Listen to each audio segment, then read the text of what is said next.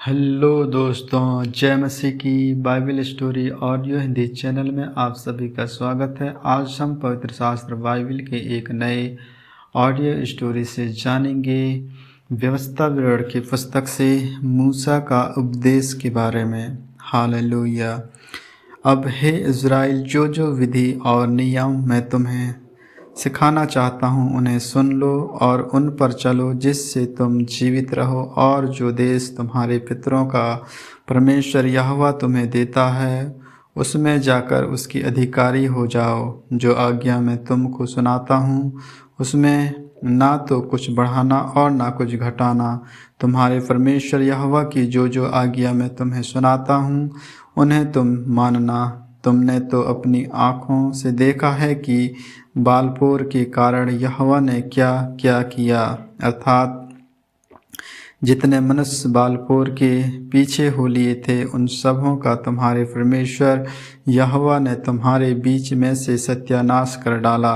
परंतु तुम जो अपने परमेश्वर यहोवा के साथ लिपटे रहे हो, सब से सब आज्ञा जब आज तक जीवित हो, सुनो, मैंने तो अपने परमेश्वर यहोवा की आज्ञा के अनुसार तुम्हें विधि और नियम सिखाए हैं कि जिस देश में अधिकारी होने जाते हो उसमें तुम उनके अनुसार चलो। इसलिए तुम उनको धारण करना और मानना, क्योंकि और देशों के लोगों के सामने तुम्हारी बुद्धि और समझ इसी से प्रकट होगी, अर्थात वे इन सब विधियों को सुनकर कहेंगे कि निश्चय यह बड़ी जाति बुद्धिमान और समझदार है। देखो, कौन ऐसी बड़ी जाति है जिसका देवता उसके ऐसे समीप रहता हो जैसा हमारा परमेश्वर यहोवा, जबकि हम उसको पुकारते हैं। फिर कौन ऐसी बड़ी जाति है जिसके पास ऐसी धर्ममय विधि और नियम हो, जैसे कि यह सारी व्यवस्था जिससे मैं आज तुम्हारे सामने रखता हूँ। यह अत्यंत आवश्यक है कि तुम अपने विषय में सोचते रहो और अपने मन की बड़ी चौकसी करो, कहीं ऐसा ना हो कि जो जो बातें तुमने अपनी आँखों से देखी उनको भूल जाओ और वह जीवन भर के लिए तुम्हारे मन से जाती रहे, किंतु तुम उन्हें अपने बेटों पोतों को सिखाना, विशेष करके उस दिन की बातें जिसमें तुम होरेब के पास अपने परमेश्वर यहोवा के सामने खड़े थे, जब यहोवा ने मुझसे कहा था, उन लोगों को मेरे पास इकट्ठा कर कि मैं उन्हें अपने वचन सुनाऊं, जिससे वे सीखें, ताकि जितने दिन वे पृथ्वी पर जीवित रहें उतने दिन मेरा भय मानते रहें और अपने बाल बच्चों को भी यही सिखाएं। तब तुम समीप जाकर उस पर्वत के नीचे खड़े हुए और उस पहाड़ आग से धधक रहा था और उसकी लो आकाश तक पहुँचती थी और उसके चारों ओर अंधियारा और बादल और घोर अंधकार छाया हुआ था। तब यहोवा ने उस आग के बीच में से तुमसे बातें की। बातों का सब तो तुमको सुनाई पड़ा, परंतु कोई रूप न दिखा, केवल शब्द ही शब्द सुनाई पड़ा। और उसने तुमको अपनी वाचा के 10 वचन बताकर उनके मानने की आज्ञा दी और उन्हें पत्थर की 2 पट्टियों पर लिखा दिया। और मुझको यहोवा ने उसी समय तुम्हें विधि और नियम सिखाने की आज्ञा दी, इसलिए कि जिस देश के अधिकारी होने को तुम पार जाने पर हो उसमें तुम उनको मना करो। हालेलुया।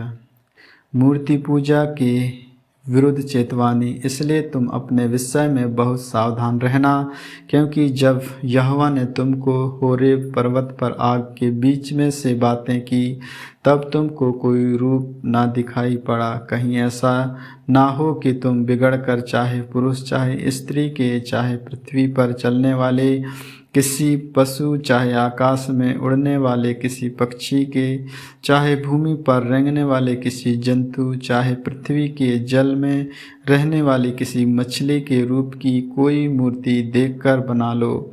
या जब तुम आकाश की कोई आँखें उठाकर सूर्य, चंद्रमा और तारों को, अर्थात आकाश का सारा तारागण देखो, तब बहक कर उन्हें दंडवत करके उनकी सेवा करने लगो, जिनको तुम्हारे परमेश्वर यहोवा ने धरती पर के सब देश वालों के लिए रखा है।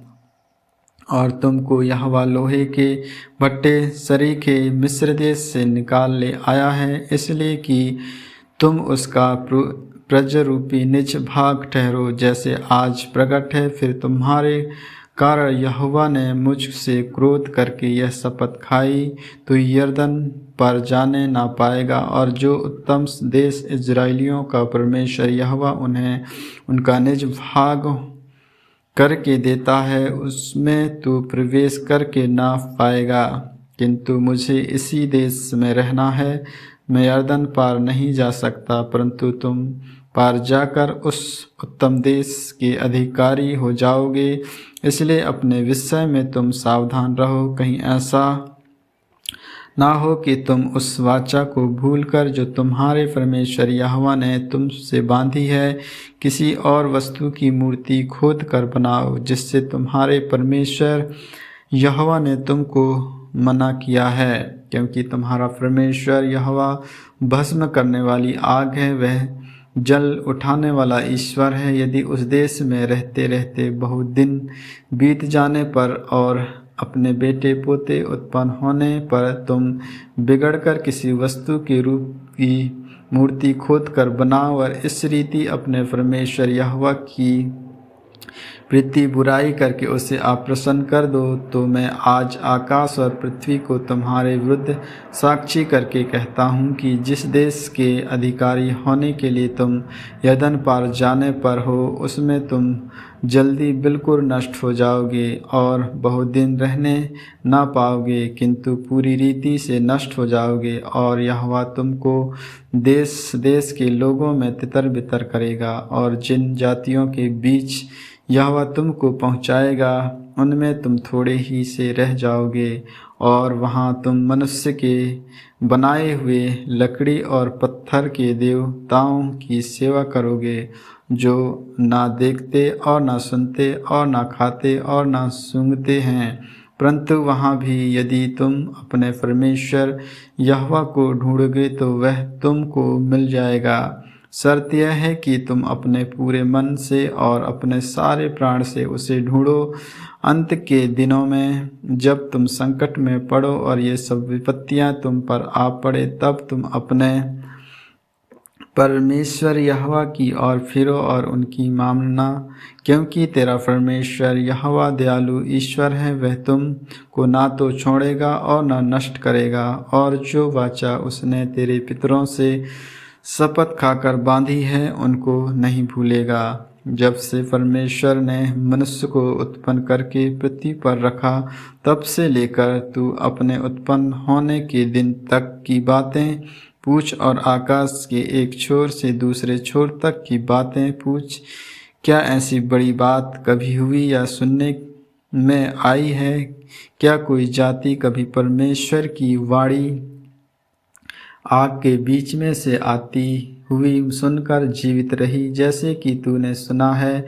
फिर क्या परमेश्वर ने और किसी जाति को दूसरी जाति के बीच में निकलने को कमर बांधकर परीक्षा और चिन्ह और चमत्कार और युद्ध और बलि हाथ और बढ़ाई हुई भुजा से ऐसे बड़े भयानक काम किए, जैसे तुम्हारे परमेश्वर यहोवा ने मिस्र में तुम्हारे देखते किए?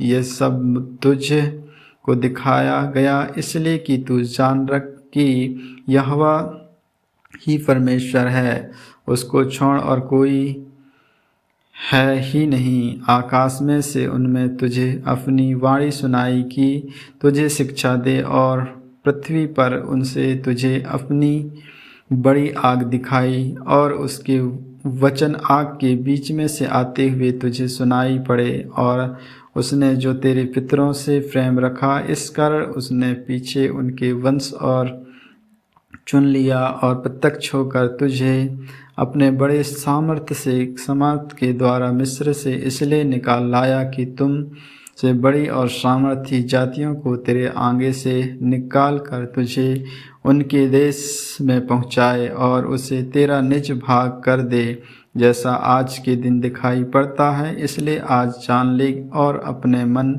सोच भी रख कि ऊपर आकाश में और नीचे पृथ्वी पर यहोवा ही परमेश्वर है और कोई दूसरा नहीं। और तू उनकी विधियों और आज्ञाओं को जो मैं आज तुझे सुनाता हूँ मानना, इसलिए कि तेरा और तेरे पीछे तेरे वंश का भी भला हो। और जो देश तेरा परमेश्वर यहोवा तुझे देता है उसमें तेरे दिन बहुत वरन सदा के लिए हों। सरल नगर। तब मूसा ने यरदन के पार पूर्व की ओर 3 नगर अलग किए, इसलिए कि जो कोई बिना जाने और बिना पहले से वैर रखे अपने किसी भाई को मार डाले, वह उनमें से किसी नगर में भाग जाए और भागकर जीवित रहे, अर्थात रूबेनियों का बेसेरे नगर जो जंगल के समथर देश में है, और गादियों के गिलाद का रामोत, और मनसेरियों के बसान का गोलान। हालेलुया। व्यवस्था के दिए जाने की भूमिका। फिर जो व्यवस्था मूसा ने इज़राइलियों को दी वे ये है, ये ही वे चेतवानियाँ और नियम हैं जिन्हें मूसा ने इज़राइलियों को उस